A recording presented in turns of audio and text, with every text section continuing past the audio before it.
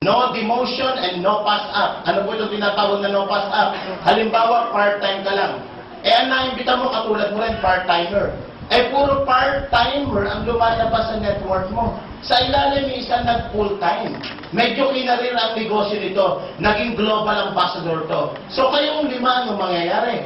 Eto, pati ikaw kapatid, global ambassador. Tulad ko po, na nagsimula po ako dito, part-time.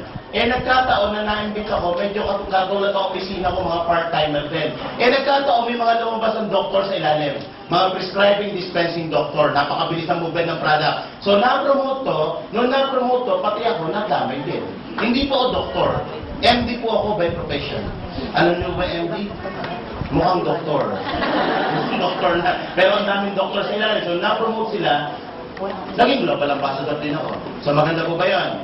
Yes. At alam niyo po ba, pag kayo naging global ambassador, 2% po ng kinikita ng kumpanya, yan po yung pinagpapartihan ng mga global ambassador. Ang tawag yan, profit sharing. Maganda po ba o maganda? Ang tanong, nagustuhan niyo po ba ang negosyo? Yes. Nagustuhan niyo po ba ang kitaan? Yes. Gusto niyo ba makarating sa US? Yes. Nanlibre? Yes. Okay, anong kailangan?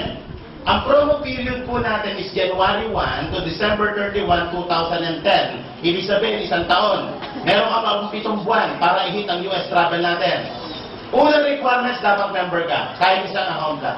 Pangalawa, dapat makapag-develop ka na ikaw ang nag-imbita ng isang gold executive. Ano itong gold executive? 100 points ang kailangan niya.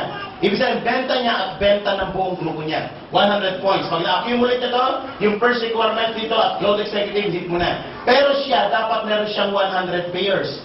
May 100 dito, may 100 global pack dito. Kasi kumita siya ng 150,000 itong taong to. Pangalawa, dapat makapag-create ka ng 2 silver executive. Ang silver executive po, medyo mababa lang requirement siya. 10 points lang yun eh. 10 points lang ito, kahit i-hit mo, kahit 10 buwan, pwede na i-hit mo to. Ito medyo mabigat ng konti, itong hakatawin mo. Plus, ikaw, personal reorder.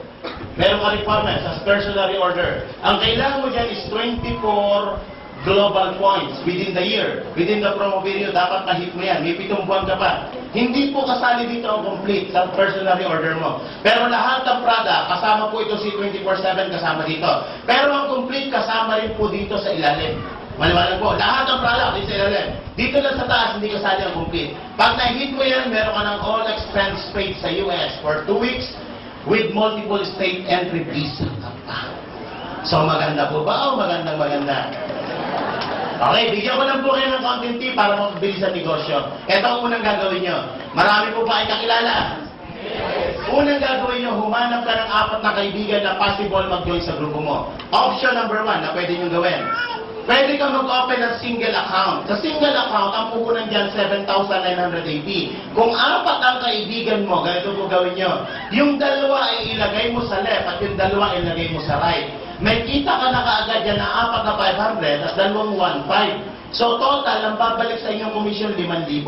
May produktong kasama itong 7,980 mo, 6,000 pesos. Kapag nabenta mo ang produkto, 11,000 ang bumalik. Sa 4 na kaibigan na nabenta mo ng global package din, 11,000. Magkano ang kapital? 7,900. Ito ang kapital, ito ang bumalik. Bawi o bawin-bawi? Siyempre, itong 4 na yung magtatrabaho. Tama po ba? Kaya nga nag-join yung 4 yan. Gusto rin kumita katulad mo. Tama po ba? Magtatrabaho sa A, C, B, C, D. Lalaki ang grupo niyan. Kapag lumaki ang grupo niya, pinakamalaking pwede kitain ng single account is 24,000 per day. Multiply by 30 days, 720,000 pesos po. Ang ceiling of income ng single account. Option number 2, pwede niyong gawin yung ginawa ko dito. Ikaw, anak mo, asawa mo. 3 account. Pero sa effort din, hindi natin babago ito. 4 na kaibigan din ang gagawin mo. Yung 2 ilagay mo sa anak mo, yung 2 ilagay mo sa asawa mo. Balansihin lang ang net worth. Magkano ang babalik sa inyong kita? May 6 ka ng 500. Bakit naging 6? Ito kasi sa anak at sa asawa mo, consider yung sales mo.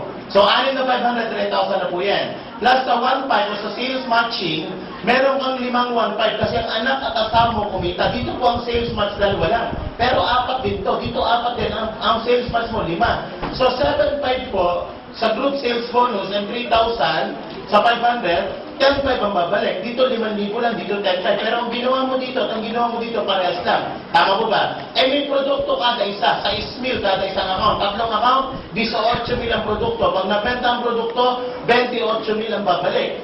Eh magkano ang kapital ng tatlong account? Tatlong ganito. Or 23,940. 23 ang kapital. Kapag nagawa mo to, 28,000 ang babalik. Bawi o bawi?